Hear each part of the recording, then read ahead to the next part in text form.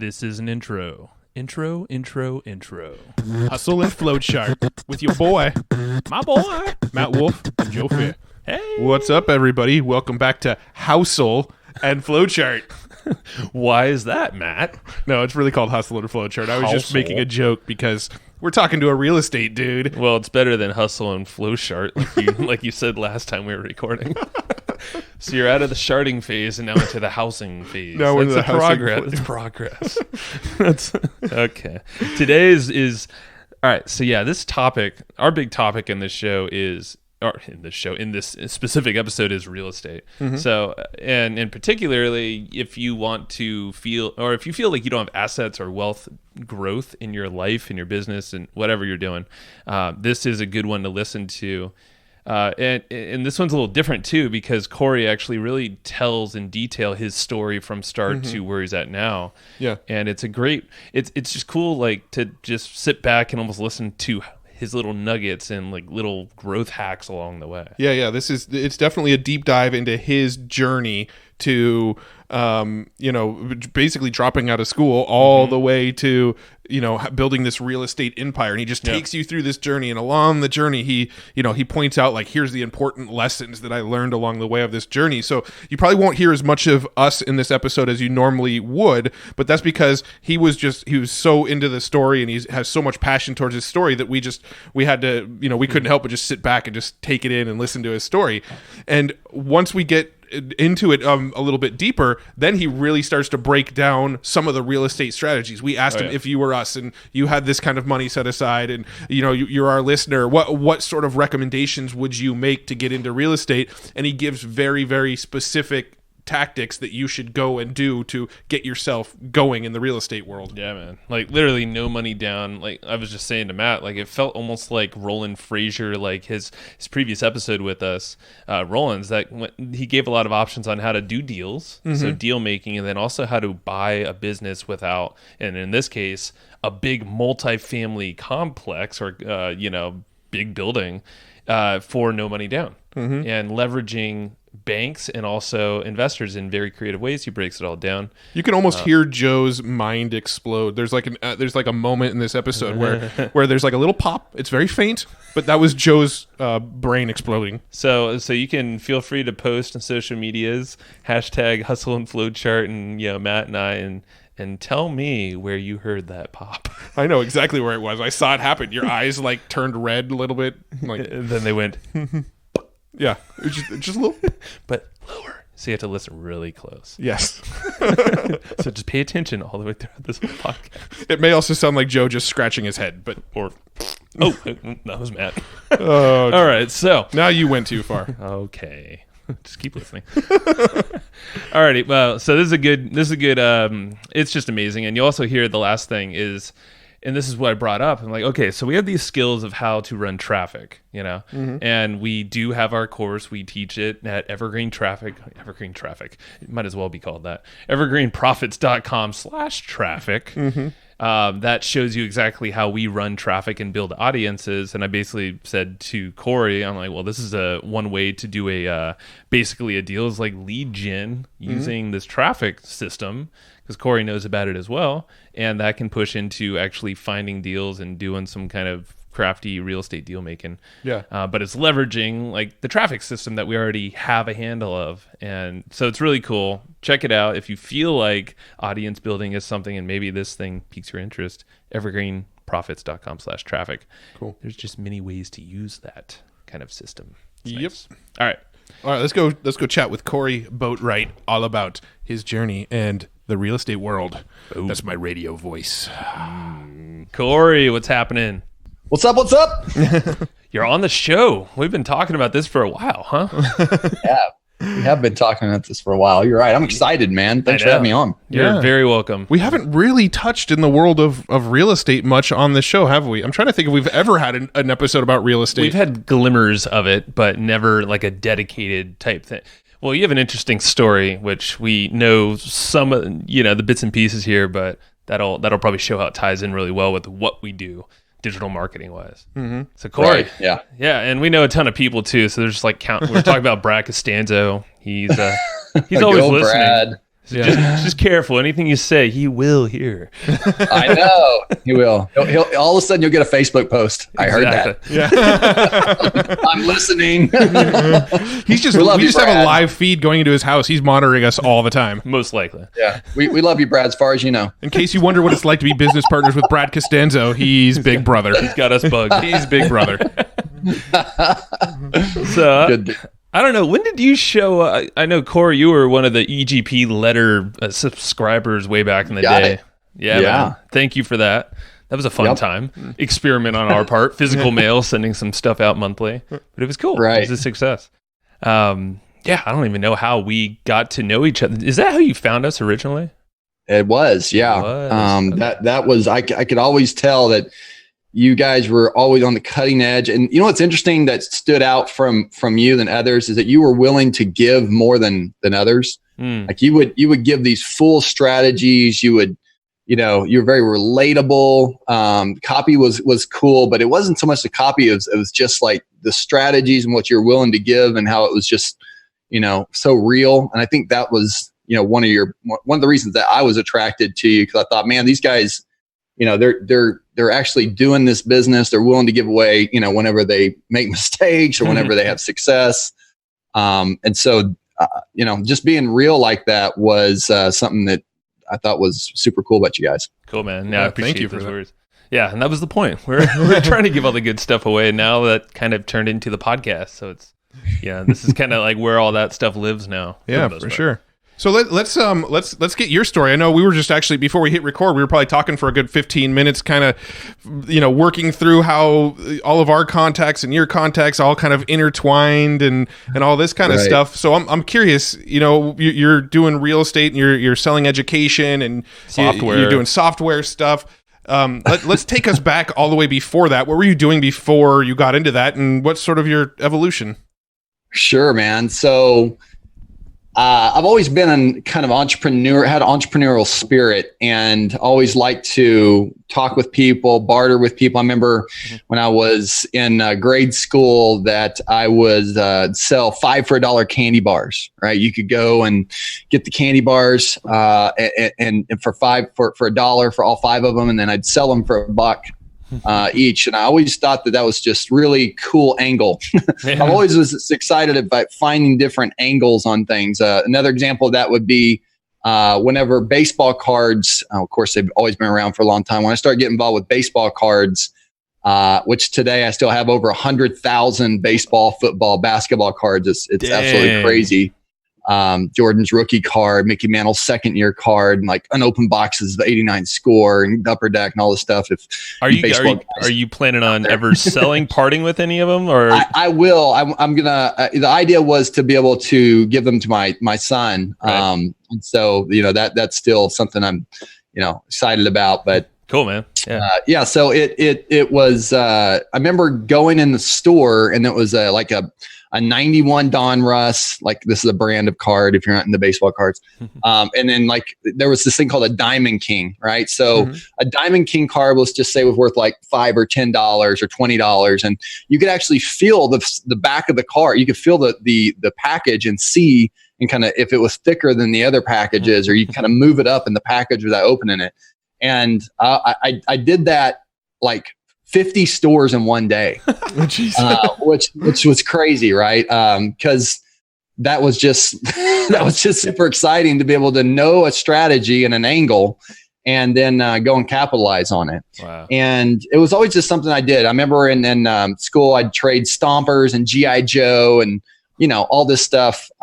Dating myself definitely right now, but it was always fun. And it wasn't until I got into selling Kirby home cleaning systems at around like 15 and a half, like one of my first actual quote jobs, that it really started to teach me these selling skills and how important they were. I didn't appreciate them at that time in my life, but I always, looking back now, I'm so grateful that was a part of the experience, because all entrepreneurs I know of, they have a massive amount of resistance that they have to push through in order to get to any kind of success.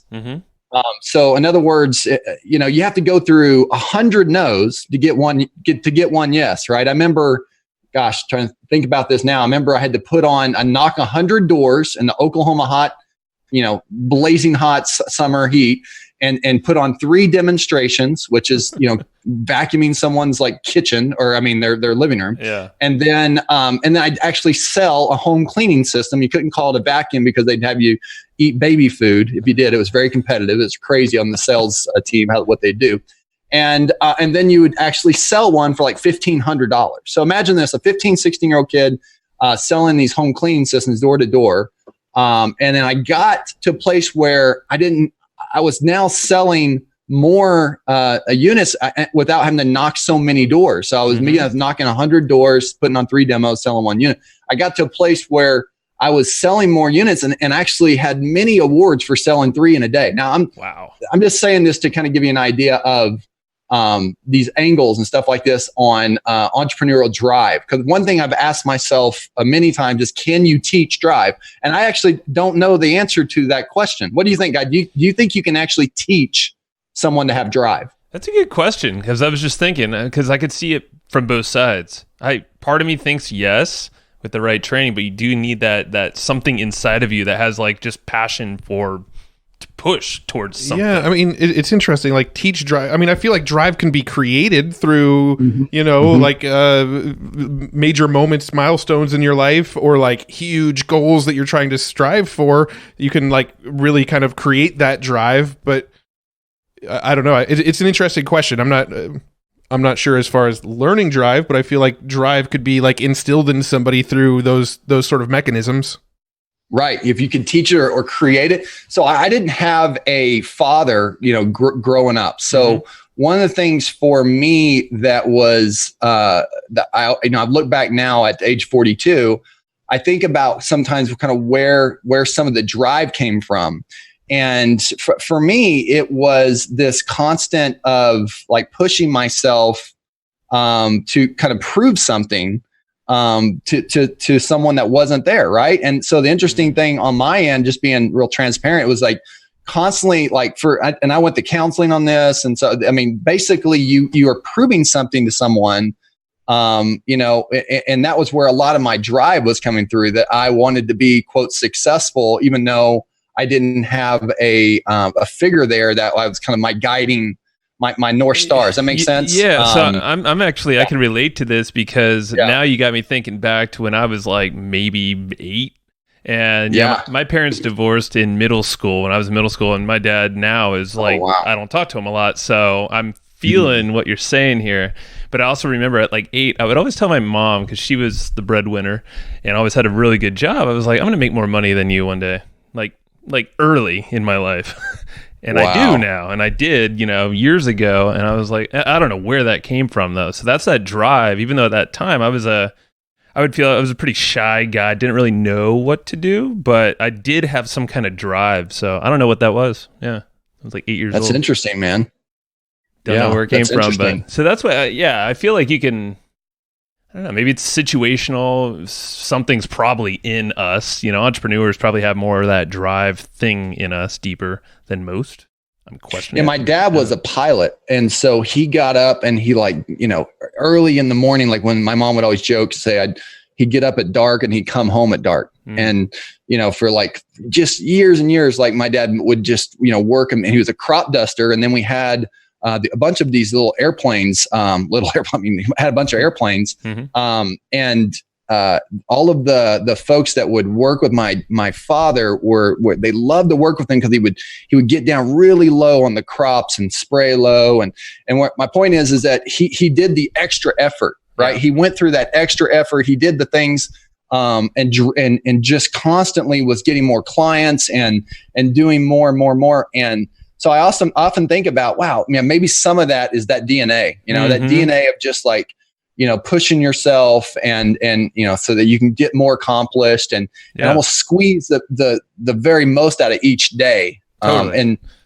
So basically I often ask about that, can you teach drive? But I think that a part of it there is like trying to prove something. And for my case, obviously through, being again, transparent here, is I'm trying to prove something to my father that actually wasn't there. But also I had 2 older brothers. And if you have 2 older brothers, one's 5 years older, 3 years older than me. And, so you're the youngest, and one brother, is pushing you so hard because he's the athlete. He all stated in football, baseball, great guy, just absolutely driven. Yeah. But, wanting me to be, an all-state in football, wanting me to all-state in base, wanting me to do that.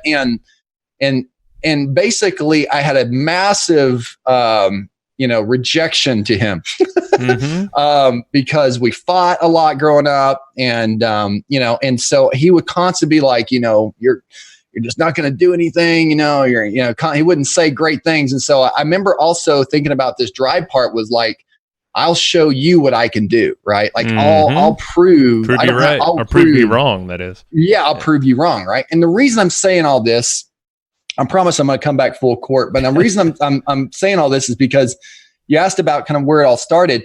This entrepreneurial this drive, I think, has come from constantly just like pushing myself to get something accomplished, even though it doesn't seem like it was it was even possible to get it done. And so I dropped out of high school. Believe it or not, I actually missed so many school days selling Kirby's and getting in trouble and hanging out with the wrong crowd that I got zeros when I missed. And so I didn't even graduate from high school. I got a GED, guys. Wait, so you were selling Kirby's in high school? Because those are like the equivalent of like Rolls Royces of vacuums. That's pretty badass. Yeah, man. It was, I actually thought I was getting so good at selling Kirby's. I had the owner of the Kirby company, they actually call him Mr. Kirby, wrote me a letter. and I was the youngest DPS in Oklahoma. So I was starting to make money off other people that I would bring out to sell when they were selling these Kirby's.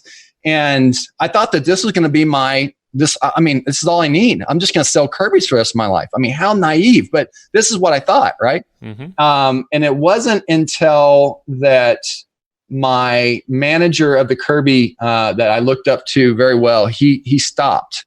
He went away and quit the business.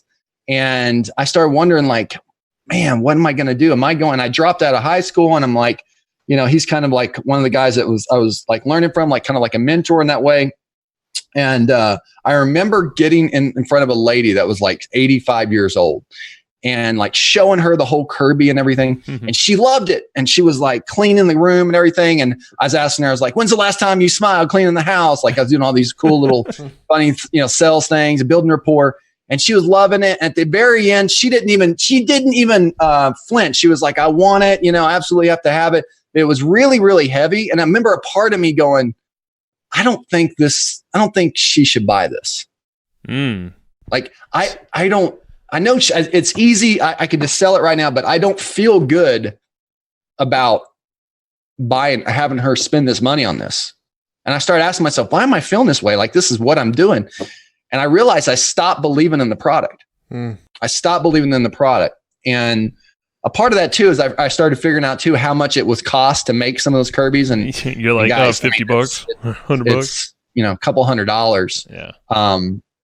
And so at the end of the day, I stopped believing in the product, and I actually stopped selling Kirby's just a few months after my manager, named was Vince Gonzalez, he stopped, and I had a whole change of heart of what was going to happen. So believe it or not, I was in a Christian heavy metal band on the side. No, yeah, I believe Christian heavy metal band. I believe that because it's weird, but those were the kind of bands that I did not go to Christian churches or really churches as a kid, but those were the bands I went to see live in concert. They were like metal, heavy rock, Christian. Right. So they just right. Like not just like Striper, but like Mortification. Like, I mean, I'm talking about 6 foot deep, like heavy bands, and my favorite band, which was not Christian, was Pantera, and Sepultura and all these bands. But anyway, I was playing this in the Christian heavy metal band, and the guys in the band moved from my hometown to Oklahoma City, which is about 60 miles away. Again, remember, I've dropped out of high school now, and my mom's like, oh, what are you going to do? I'm not going to sell Kirby's anymore. So I'm like, I don't know what I'm going to do. And so the guys are like, listen, we want you to move up to the city, again, which I'm from a smaller town, Weatherford, Oklahoma. And then they want me to move up to Oklahoma City and live with them and join this band and see if we can, do something big in this band. Mm-hmm. So I did. I moved up to Oklahoma City, didn't know a single person, moved in with a group of guys. And we started to just play anywhere and everywhere, churches, just for food. I mean, literally, we would play and they would feed us, and that was like the pay. And then we started to get good, recording our album. And we had a radio station pick us up, and they played our album, and they had more requests for our songs than any other band that they've ever had on the radio station, which was killer. The band was called Eternal Decision. And anyway, long story longer, I went on that band for almost 4.5 to 5 years. Dang. We toured all over the place. It was incredible, man. We sold over 20,000 albums. And we actually even have a video on YouTube that got mistaken for Metallica video. They thought it was a long lost Metallica video and had over 500,000 views, which is crazy. Dude. Yeah, it's funny. But where I'm bringing all this from is that I realized in the Christian heavy metal band that we were doing well, we were having fun, but along the way, like I still had these desires in me that wanted to have aspirations. Like I wanted to make money, and I didn't really get involved with Christian heavy metal to make money. Like I wanted to be successful. And, I felt successful in terms of spiritually, but I didn't really feel successful in terms of like what I was doing with my life. And so lo and behold, man, about this time, one of my friends sold his internet business, guys, for $7 million. Nice. $7 million. Now it's one thing. Yeah, it was actually called Snowball, believe it or not. It was a professional wrestling company, a business back in the day. It was a website. And he was using GoTo. Remember GoTo for clicks that they have? It was a company back then. Instead of Google AdWords, it's called GoTo. Anyway, so he was doing a big business with them, and he sold his website for $7 million. I remember thinking, wow, like that can actually happen. Now you got to think about this. This was got to be in the end of 90s, maybe like the first of the basically back in the day when no one knew what the heck was going on. Yeah, and so I was like, "Whoa, man, this is crazy!" You sold. It's one thing of actually knowing somebody. I mean, it's one thing of hearing somebody that sold, a company. It's another thing of actually, having lunch with the guy that just sold it. Right. And to this day, by the way, this guy's one of my mentors that I've known for years and years and years and years, and still one of this. I feel like I call him, kind of like the Einstein of our time, or he's one of the smartest guys I know. But he sold his business in his 20s for $7 million. Jesus. So we fast forward to that's amazing. So obviously you took all this knowledge. I mean, it's been a compounded thing since your childhood. If we fast forward to so you've done, when did real estate, because it seems like that's more or less the focus of everything you're doing, kind of has for the last 20 years, 15, 10, I don't know what it is. You're just going to keep on throwing out numbers until you get a response. Yeah, it just seems like your story is almost range forever. On the timeline and pushing it even faster here is, after my buddy sold that company, right, I started to realize that what was possible on the internet. And I started to go and look at anything and everything on how I could make money on the internet. I was doing everything, guy. I was in Jewelway. When you could make money on watching videos from people just clicking a video and watching a little video back then on a codec that was not, it was so DivX wasn't even back then, I think. It's just like I did everything I could to try to make money. I was a domain broker for a little bit, everything. And I started over almost 40 different companies. Actually, it was really close to 40 different companies. And I stumbled upon one time, this guy selling Ginsu knives. Oh yeah. I've seen this. Yeah, man. So the Ginsu knife, like you can cut the can in half, right? Mm-hmm. Yeah. And I'm getting there to real estate, I promise you, but you got to hear this story. This is kind of where. So the Ginsu knife, we cut the can in half, right? So I started to look and see how's marketing, right? And I've always enjoyed marketing. That's been a lot of people would say is my strength. And so I was looking at like his marketing. He was selling like these Ginsu knives for like $19.99 or $9.99 and then like $10 shipping. And I was thinking, man, I had a pack of those Ginsu knives at one time and they weren't worth that. Like it was maybe $5 or something. So I knew I could buy them cheaper. So I found a distributor. I ended up buying a package, getting a package of Ginsu knives for like $2. And I ended up listing them on eBay. And I started out this thing called a Dutch auction. I don't know if they do it now, but it's called a Dutch auction, where basically you can list it for like whatever dollar amount you want, and you just put a quantity. So whenever it sells, it would just pop another one up. So if you had 100 and it sold one, it would have 98 and then 97. You wouldn't have to do anything. It was automated. Mm-hmm. So I remember putting it up there for like 1 cent and then $9.99 shipping. 1 cent and $9.99 shipping. Mm-hmm. And in like one day, I had over 100 sales. And then I moved that business to selling 10,000 Ginsu knives a month. I had a semi truck, guys. At the beginning, I was drop shipping. Then eventually I found guys that were selling them on eBay and they weren't doing a great job. And I asked them how much they were buying them for. And they were buying them for more than I was buying them for, because I was buying them for bulk. Mm-hmm. So I started having guys start buying Ginsu knives from me. And I had a truck that would come to my house, and a huge semi truck fill my garage full of Ginsu knives and start selling these things. I had people living at my house, guys, that were renting my chair, that were renting each one of my rooms out. I mean, it was the ultimate bachelor pad. I had a pinball game in my living room.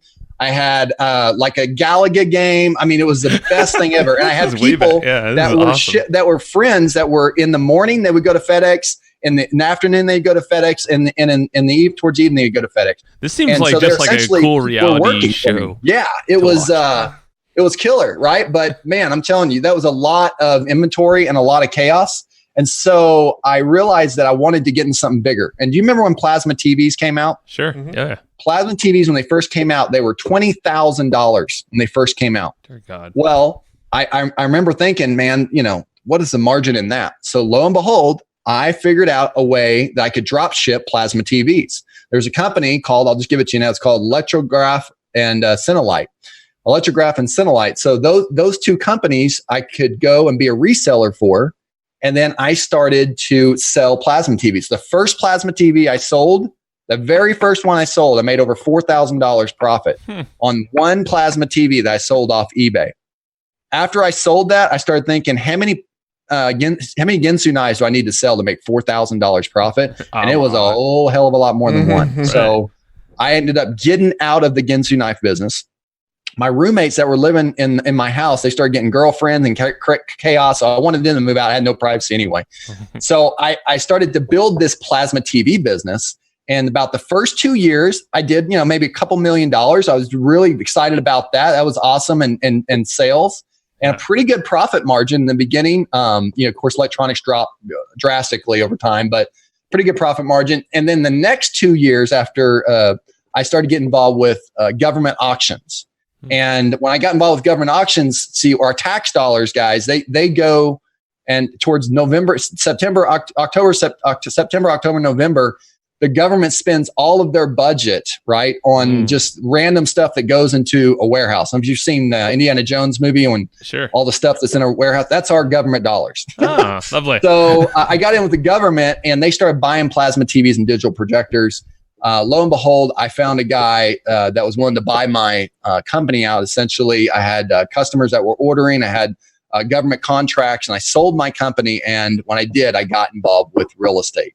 So that brings us to real estate. And when I got involved with real estate, I didn't know anything about it. I just knew that I wanted to be involved with it, Joe, because all of my clients that were ordering these plasma TVs, I would ask them a question. I would say, what made you successful, right? Because these were affluent people. Oh, yeah. What made you successful? And 95% of them, what do you think they said? Real estate. Real estate. I'm guessing. Yeah, no, because that makes perfect sense. You made that, well, and obviously you asked them, but before that, you kind of teed us up, real estate's coming. I'm like, that makes perfect sense. You're selling TVs to people who are affluent. What do they all have? How do we get into that now? They all have real estate, man. Right. And I just knew that I wanted to be involved with real estate. I just knew it, and so I did what I do, when I want to learn anything, I just dove in. I mean, here I am. I have a high school diploma, GED. I mean, I don't have a high school diploma, but GED. And I didn't know, I didn't know if I had to get a license. I didn't know anything. So I just went on eBay and started typing in how to buy real estate. And lo and behold, Carlton Sheets and Ron LeGrand and all the greats that you probably heard over the years, they were there. I started ordering their course and I made a commitment. That, now think about this. I'm a musician. So when you get in the car, you want to listen to music, right? Sure. I got in the car and I said, for 1 year, I'm not going to listen to music. All I'm going to listen to for 1 year is real estate, personal development, and the Bible. I told myself I was just going to make my car a mobile university. Mm-hmm. And that's what I did. I ordered so many courses, and I got to a place where I was ordering these courses. I would go through them. I'd write up the notes. I would resell them back on eBay, even often for more money, because I give them the notes that I wrote. So I joke around at this, but I actually got all these courses. Most of them are almost free because I just kept reselling another course, and buying it. And over a full year, I didn't listen to single music when I got in my car. All I listened to was real estate and the Bible and personal development. And I learned a ton. And so I got to a place where I felt comfortable that I can do this business.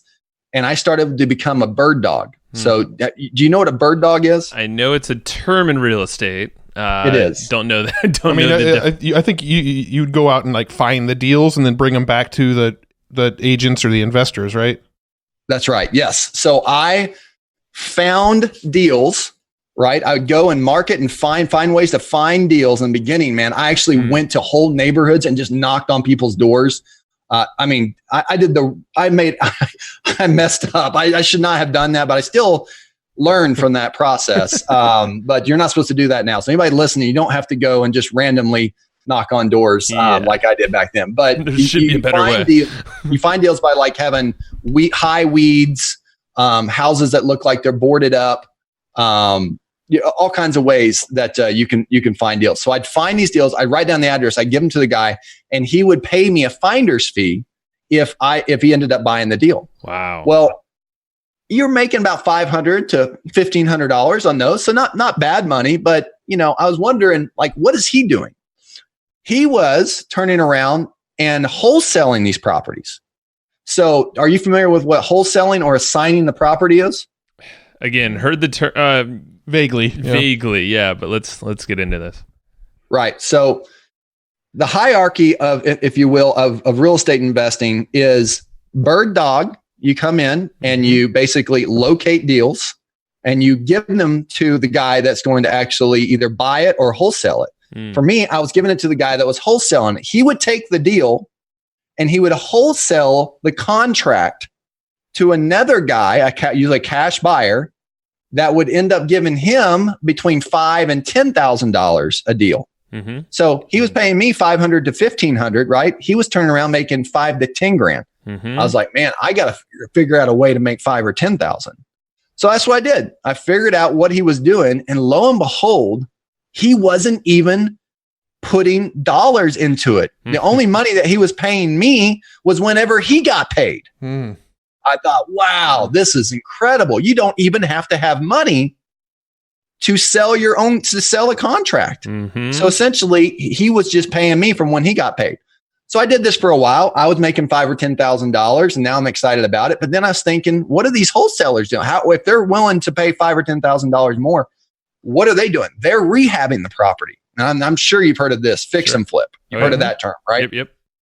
So fix and flip is where a buyer comes in, a wholesaler, a fix and flipper or a landlord. They buy that property from the wholesale, and then they fix it up and they put it retail on what's called the multi-listing service, or they retail out. They sell it owner occupied or owner finance. Excuse me. Mm-hmm. And this is great in your mind. It seems like it, because these rehabbers, how much money do you think they were making?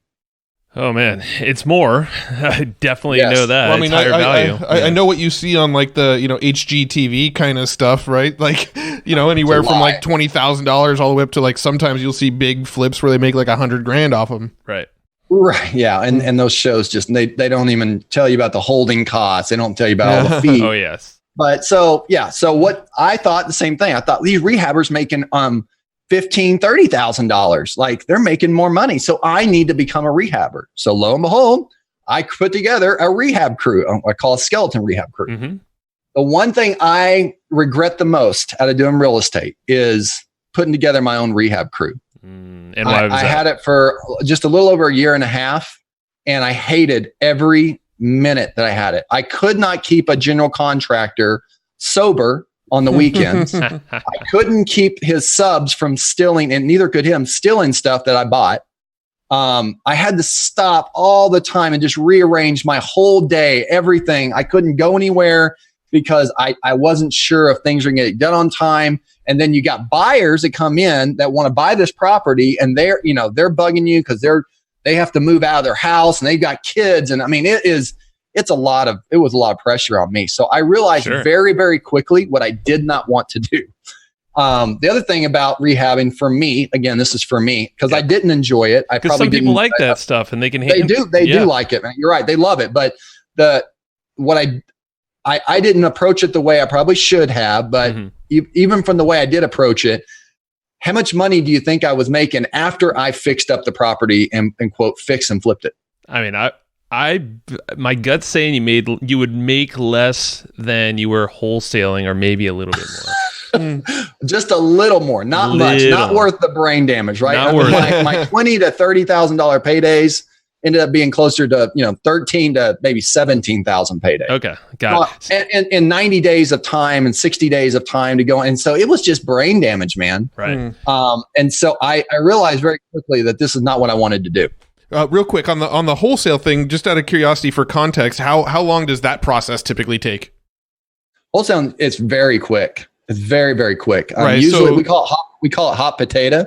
So when you put a contract on a property, depending on which part of the country you're in and how hot the market is, I can tell you from like Oklahoma, you can have anywhere from 30 to 60 days to close on that transaction.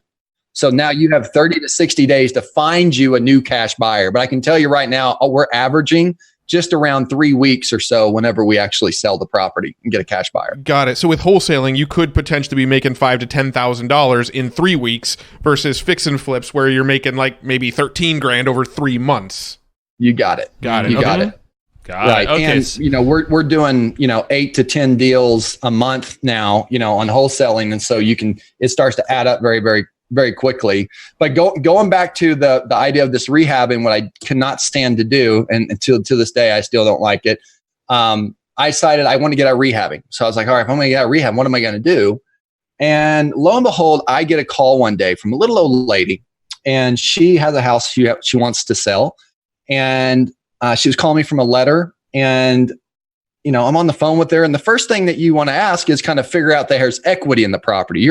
Obviously you're familiar with equity, right? Sure. What the value of the property is versus what's owed on the property. And so my question is, how much is the property worth, and what do you owe on it, right? Well, she gave me some number that was very close to the same or even over, meaning that she owed like 135 on it, and it's worth 130, something like that, right? Yeah. Just for this story's sake, and essentially she owed more on the house than it's worth. And I remember saying to her, "Well, ma'am, I'm an investor. So at real estate, I'm not an agent. I'm a real estate investor. So I'm going to actually come in and purchase the property and turn around and resell it to someone. And because of that, it's got to meet our crash buy criteria. And I can refer you to someone that you would sell the property for, but I have to have a discount. And usually the discount's pretty significant for me to come in and get it done." She said, "Oh, you don't understand. The bank said just to make an offer." And I remember thinking, what do you mean the bank said? I thought she was kind of crazy. And she said, "No, just come out and make an offer." I said, "Fine, I'll come out and make an offer." So I went out there, looked at the property. I made an offer. I want to say it was somewhere in the 80s. I didn't think I'd ever hear from the lady again. The next day, guys, I get a call from the same lady. Wow. And I'm like, yeah. And she's like, "Hey, I've got the bank on the other end, and I want to three-way you in on your offer." And I thought, what in the world? I mean, of course they're going to tell me, to pound dirt. Yeah. So I get on the phone, and the lady comes on the phone. She said, "Yeah, I want to speak to Cory in loss mitigation." And I remember thinking for a second, like, how sometimes there's like this moment where everything stands still, and it's almost like the clouds part and the sun shines down and you have this glorious moment that you just figured out something that's like the secret to the universe. Oh yeah. That's what happened in that moment. And I said, this is Cory in loss mitigation. And she proceeded to tell me that she's in loss mitigation and that the offer wasn't going to be accepted, but if we could up it a little bit more, she could probably get it accepted. Now they don't even talk like that anymore. But back in the day, they were really free on what they were saying. I think just like IndyMac or some other loan company. So I said, well, let me think about it. In my mind, my heart was racing, right? Because here I am, thinking I made my offer in the 80s. She's saying that maybe offer like 85. I'm thinking, oh my gosh, I'm going to get this awesome house for like $85,000. And it just needs to be cleaned out. And this is a great area. And like my heart is beating because I know if I get this accepted, like I can just text somebody and they're going to tell me without even seeing that they're going to buy it. Right. Sure. So I was thinking, oh my gosh, this is amazing. And lo and behold, I ended up selling that property and making over $30,000 profit, the most money I ever made on a single transaction. And it didn't even have equity. It was just the difference right there, the 80 to, yeah. Guys, it opened the world. And so I asked myself two questions. One, I went to an attorney and I said, what do I need to do to have a legitimate loss mitigation department? You know what he said? A stroke of a pen. Stroke of a pen. You can have a loss mitigation department in your company. Okay, awesome. Second thing, how many more people are underwater in their mortgages? Now think about this. This was around the 2005, 2006 time. It was just hitting. The depression was just like there. If you could fog up a mirror, you could get a loan. People were paying more for their houses. Yep. I mean, even in California, people were getting loans for like $1 million. Their house is worth 200, 300. Like it was crazy on what kind of deals they're getting, right? And I just remember thinking, no one is talking about this, and this is a treasure trove. Yeah. So I could go into a lot more detail, but I think that sets the stage on what happened. So I ended up focusing on this area. I turned away from everything else, and I put all my heart, soul, every bit of my focus into short sales. That's what this is called. It's called a short sale transaction when the lender is willing to accept less than what's owed on the underlying debt. And at that time, there was nobody doing this, guys. Nobody was really teaching about it, anything. There's a guy named Jeff Collar that was just kind of coming out at the time, but no one else was really talking about it. Ron LeGrand did a little bit, not really talking about it. Sure. So I started focusing on this, and then I became the local OKC short sale guy. And then title companies wanted me to come in and start teaching a class for them. Well, that was awesome because then their agents that was working with the title company started bringing me their short sale deals. Then I created a loss mitigation company. And I had a senior loss mitigator that used to work for the banks. Now they work for me. And they were doing my short sale transactions. I had 50, 60 short sale deals in a month coming in the hopper at any given time. And I was just doing it. And I started to do these lunches and then a bigger kind of meeting hall at a Denny's and then a bigger one at Shoney's and then another little like conference center. And I started doing these little conferences on short sales. And people were coming to hear me talk about the process and what I was doing. And I was answering all of these forum posts online. There's a guy named Chris Daigle, which I don't know if you know Chris, but Chris had this, you can ask Chris, he had this thing called Easy HUD. I was answering thousands of posts on Easy HUD, and Chris contacted me out of the blue and says, hey man, I want you to be a moderator on my forum. And I did. And then Chris said, man, we're getting so much traction on this. Have you ever thought about creating an information marketing course? And I was like, you mean like one of the guys that like I was buying on eBay? And he's like, yeah, you got to, I mean, if we do a webinar, I was like, what is a webinar? He's like, I mean, think about this. This is like, nobody was doing this stuff back in 2007, 2000. And no one was really doing this, guys. So I was like, yeah, let's do it. So I created a course called Short Sale Fundamentals. And that course went on to sell over 2,500 copies between $1,000 and $1,500.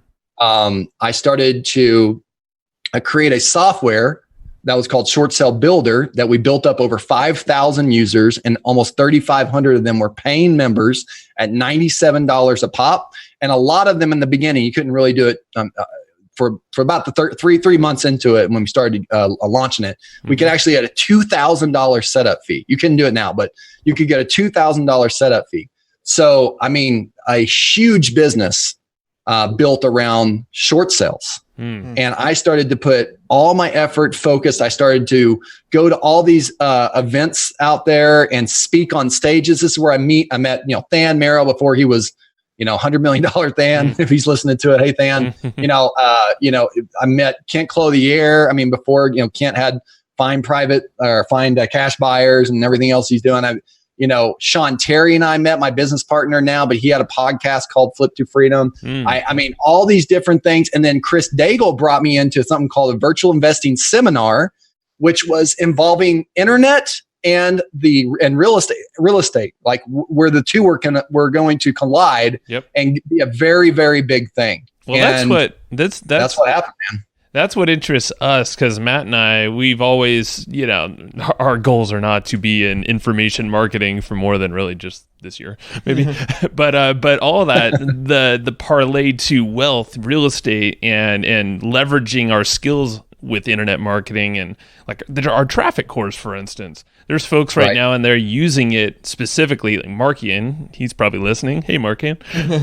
He runs a real estate, basically a community for vets, people in the military and out, and basically teaches them how to become real estate investors. And he's using our course to essentially bring awareness to his thing, and also even to sell properties. And so that's where our heads are constantly at. Like, okay, like part of your escalation path, I guess we'll call it, is like, it's the deal finder, it's the lead flow, to the wholesaler, and that is probably the easiest way in if you merge the two, online, marketing, lead generation with real estate.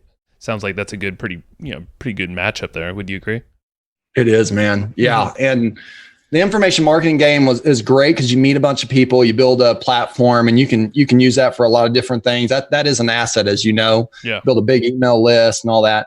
But the coaching aspect of it, so building a consulting division from that. Now, if you're going to charge $500 for your time or something, then you're going to get burned out probably very, very quickly. But if you're going to charge $2,500 for an hour, that's a lot different. Right. And so if you're going to go into the consulting thing, I think you should definitely charge a lot more than what you think you're worth, because of the value that you bring. You forget about all of the hours and the years of time it took to get you to where you are today, where you guys are today. Yeah. And I remember having a conversation with Lewis Howes about this, that charges $10,000 an hour now for an hour of his time. Oh, yeah. And I think he's even upping it to 15,000 now.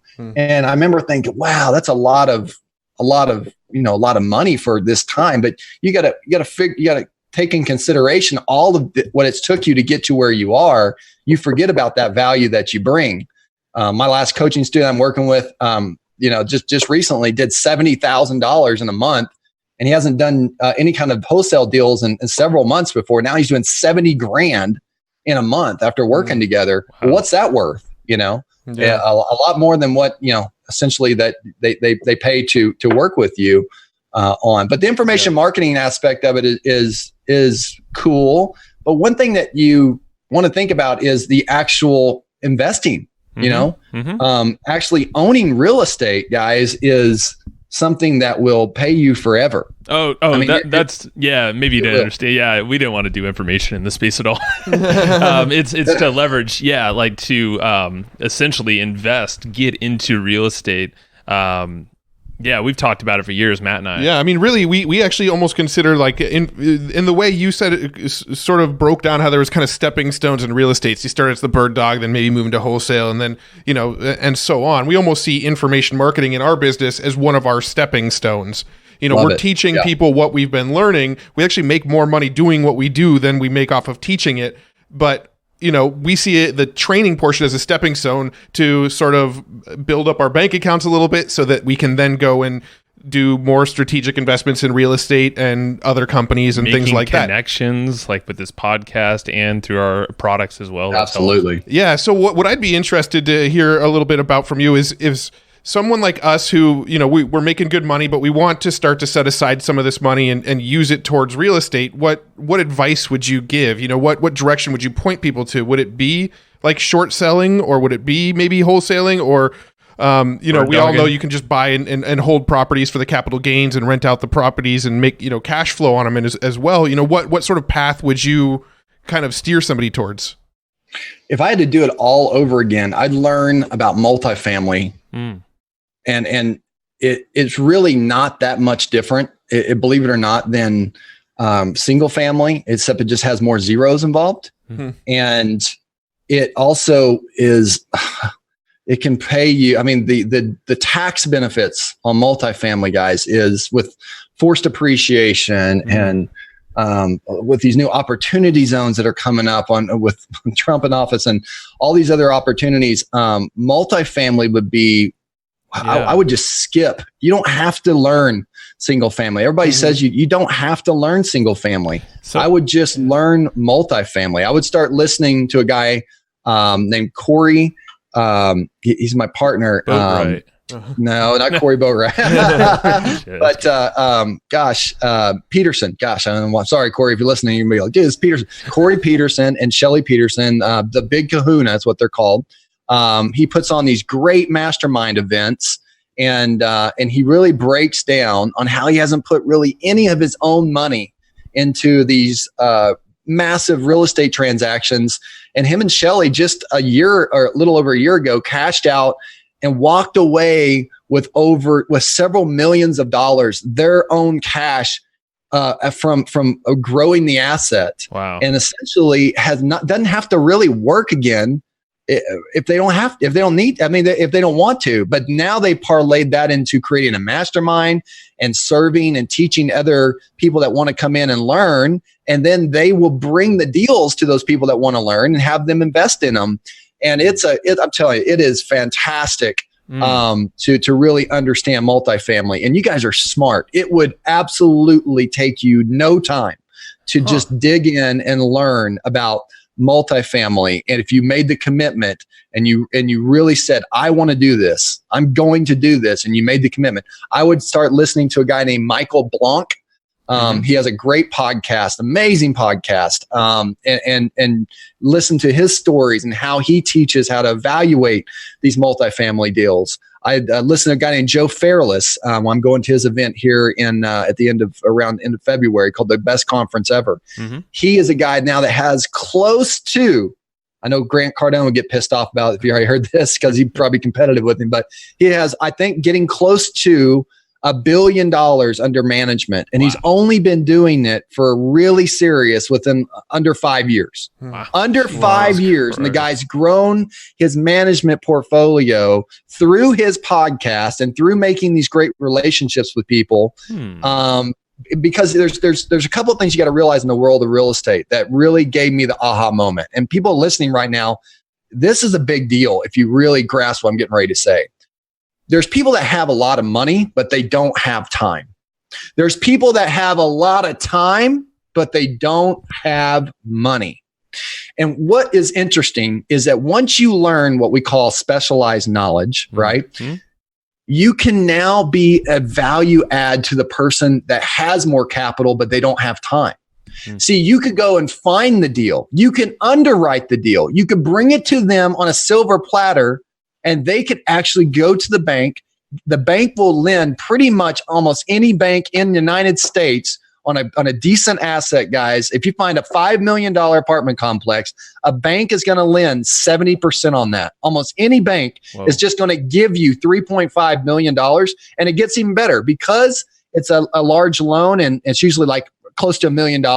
It's called non-recourse, meaning that they can't go after you personally. If something happens, they're not going to bankrupt you because they'll just take the asset back. It's called non-recourse loan, right? Wow. So then if you got a bank on a $5 million deal and the bank gives you 3.5 million, what's left? 1.5 million.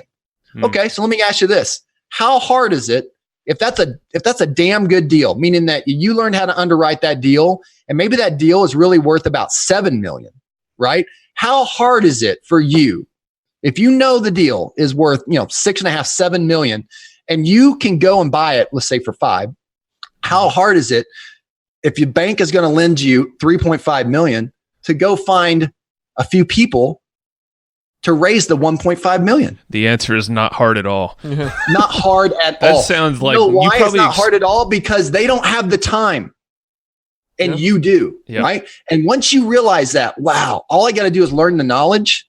Yeah, all you have to do is learn the knowledge. And you find the deal, you underwrite the deal. And I mean, it takes some time to learn that. But once you do it, then you start realizing, okay, wait a minute. If I'm going to take this $5 million deal down and the bank is going to bring 3.5 million to the table and I got to come up with 1.5 million and I've got, Bob, Shelley and Cory going to bring 500,000 each. I can actually cut up the equity however I want. Now think about that for a second. You are in control of how much equity that you allow for that 1.5 million. That's good. Now, see how powerful that's is? Good. Let's say you want to do a 60-40. Listen, you give away 60%, but you retain 40 and you didn't even have to come up with $1. Nothing. Just connection in time, organizing. Connection in time. Now, people are hearing this getting excited, and other people that have been doing it for a while, like, yeah, Cory, there's some other details to it. There is some other details to it than that, but really, that is 90% of it.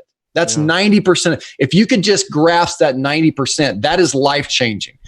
I wish I would have known about multifamily whenever I was getting involved with short sales. Love it. I wish I would have taken the time to learn how to underwrite a deal because I believe it would have been incredible potential on picking up deals from the bank, even from the bank. You know how many deals I passed on if they were even over 30 units? Oh my God, 30. I'm not even touching it. I wouldn't even look at it, right? Because I didn't know how to evaluate. I didn't know who I was going to sell it to, right?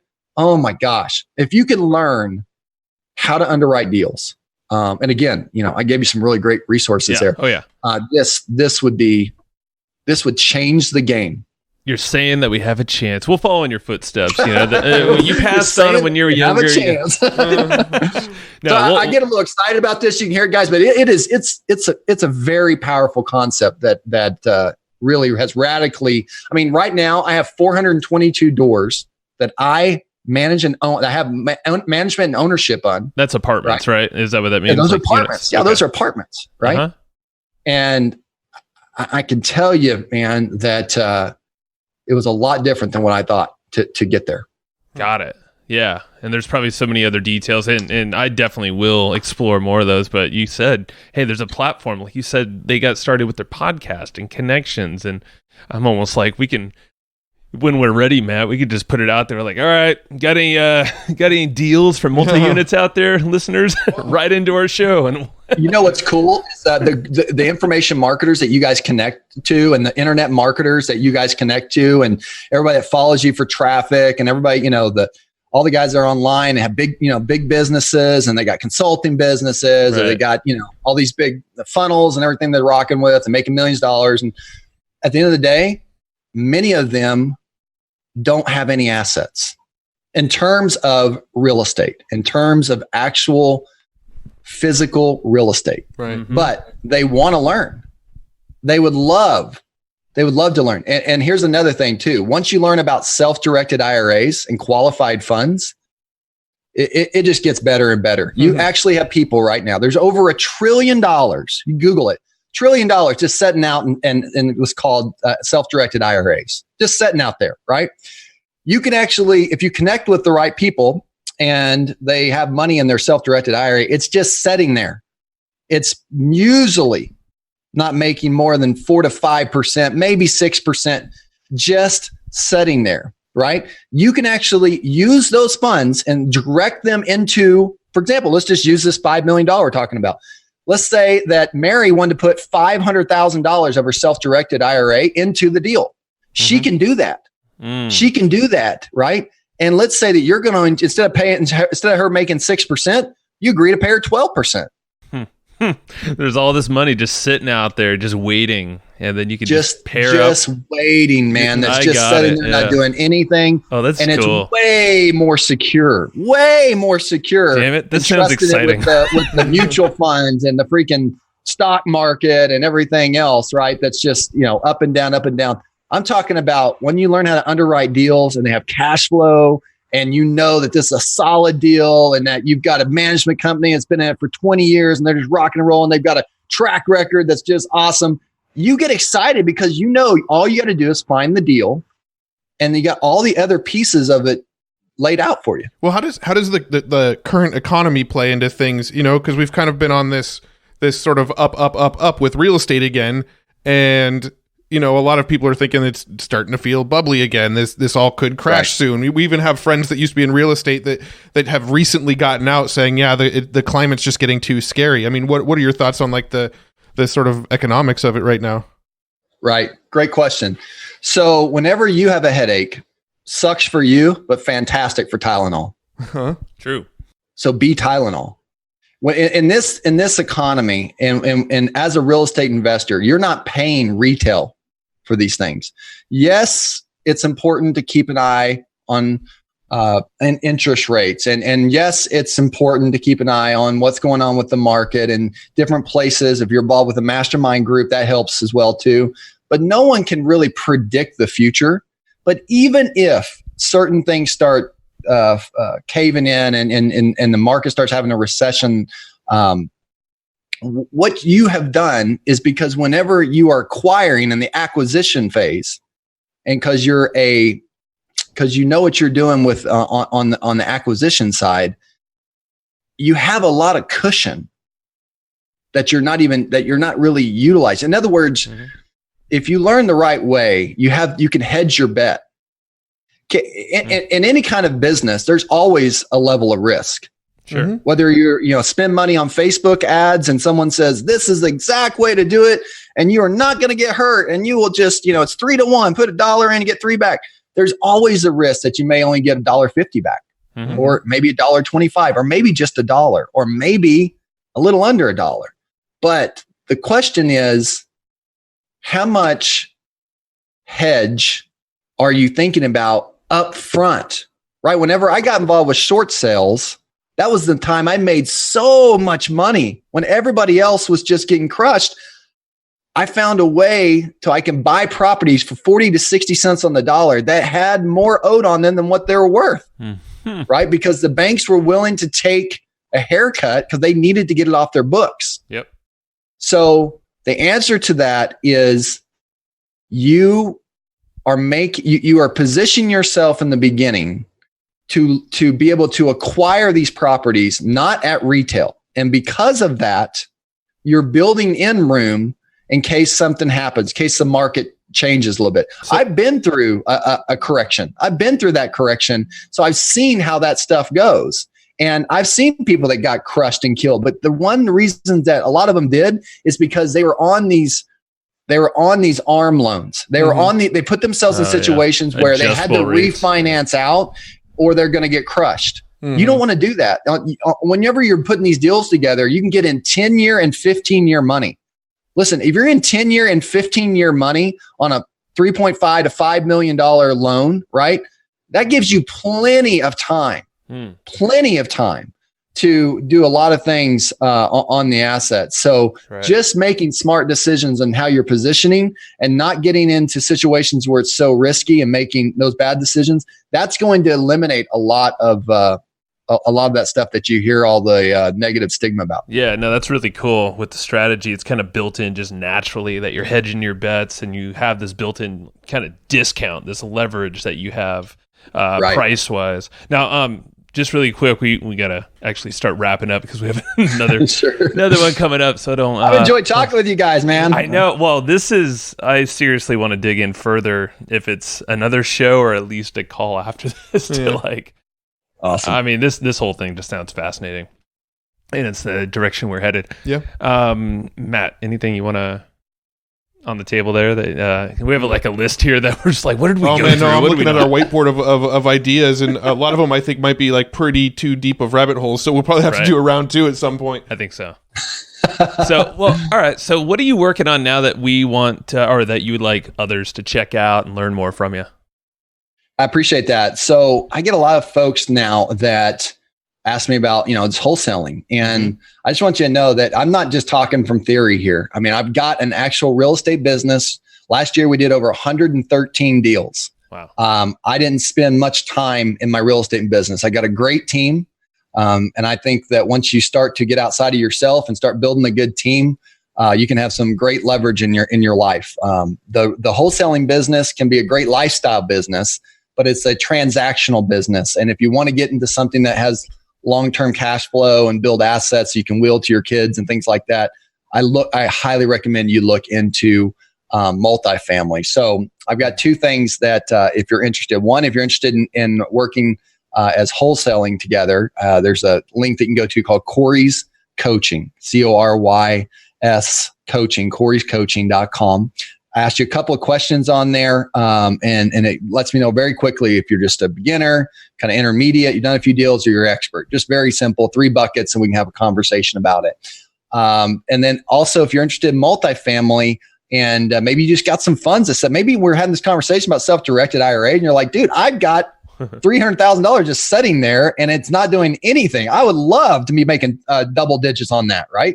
We got people that are getting paid right now, double digits every single quarter, just like clockwork. They get a check every single quarter, and they will do it for years and years and years. And if you're interested in learning about multifamily and investing like that as an investor, and quote, being a passive investor, then you can go to investingcapitalgroup.com, and there's a thing on there called an commercial investor profile. The reason that that's on that website is because we are regulated that we have to have a conversation with you before you invest or even want to invest in any of these bigger transactions. So because of that, it's important that you fill out that form, but it's a very simple form. Cool. And then we can have a conversation. That's really cool. Well, we will probably fill out the coaching form, most likely. That's super cool. Now, just to wrap it up, any book that you recommend or some kind of resource that you find yourself going to often and something you recommend others? I do. Believe it or not, I know that not to go too deep into this, but the Bible is absolutely an incredible book to give you great concepts. It gives you great perspective on things. Whether you believe in Jesus, you think he's just, whatever. There's some great stories and great concepts that you can learn through the Bible. So if you haven't checked out the Bible, actually, it's a really fascinating book to read. So the second one is Rich Dad, Poor Dad. That's a great book that Robert Kiyosaki basically teaches this concept between working for money or having money work for you. Revolutionized my thinking, and I think it will for you if you haven't read it before. I highly recommend you get it. I think you can get it for just pennies now on Amazon. And a third book is The E-Myth Revisited by Michael Gerber. Crazy story is I actually got a chance to speak to Michael Gerber on the phone and heard his voice, and it was such an amazing kind of starstruck moment for me. But Michael Gerber is a passionate guy. I highly recommend you get his Audible. If you read his book called The E-Myth Revisited, it's a concept that basically you get to a place where you're good at doing something, but you get so involved in it that you can actually hate the thing that you love to do. And if you don't know how to change around your positioning and build a team, you will actually hate the very thing that you love to do right now. I know it sounds crazy. In the book, there's a lady that makes pies, and she gets to a place, I'm not going to spoil it for you, but it gets to a place where she can't stand the smell of pies anymore, even though all the people from all around used to come and eat her pies, so they loved it. So a great, fascinating book to read there. And then my favorite book is As a Man Thinketh by James Allen.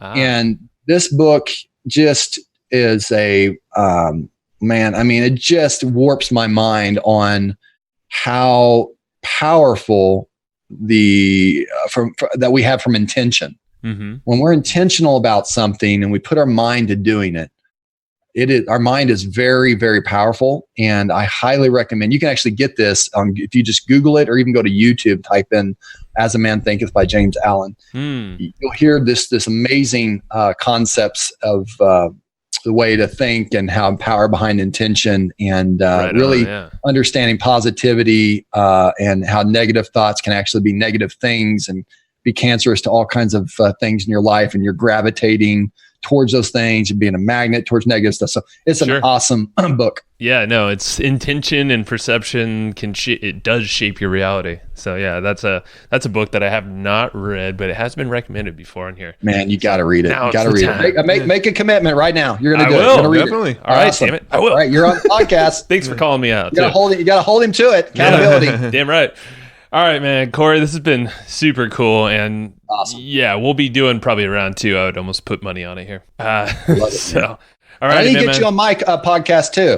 We have a podcast. And, man, definitely check it out. Real Estate Profit Masters on iTunes. We get some of the most amazing investors around the country. They just like open up what they're really good at. And they talk about their favorite mobile apps and their favorite book and like what their why is, and they're like times they've had struggle. It's great. So I highly recommend check that out. Awesome. Cool. Well, we'll link all that stuff up in the show notes so anybody listening knows where to find it. Go to evergreenprofits.com and you can search for Cory, or it'll be probably one of the most recent episodes, depending on where you're listening to this. And thanks so much, Cory. It's been awesome. Thank you, guys. Appreciate you, man. All right, man. Hey, thank you for listening to this podcast.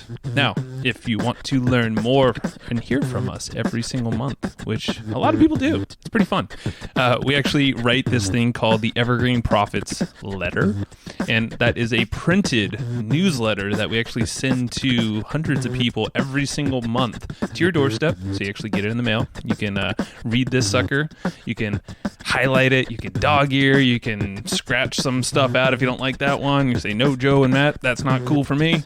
But you can take a lot of different strategies, about 15 or so from every single issue, and it's really cool. So basically, these are actionable strategies that you can use in your business right away to test out and pretty much build on what you already have going on. So check it out. It's at www.egpletter.com.